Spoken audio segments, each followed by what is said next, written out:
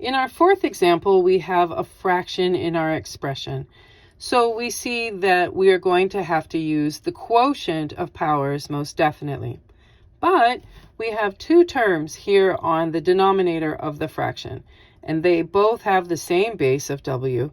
So that means that we will have to be using the product of powers rule in addition to the quotient of powers rule.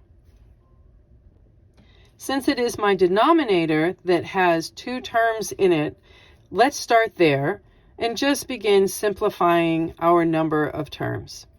So the product of powers rule tells us that we need to add our exponents together. So I have 9 plus a negative 5 down there in the denominator, resulting with w to the negative 2 power on the numerator and w to the positive 4 on the denominator. It is now that we have just a quotient happening, and we can go ahead and invoke those rules where we subtract the numerator exponent and the denominator exponent. So negative 2 minus 4 gives us w to the negative 6. And don't you know it?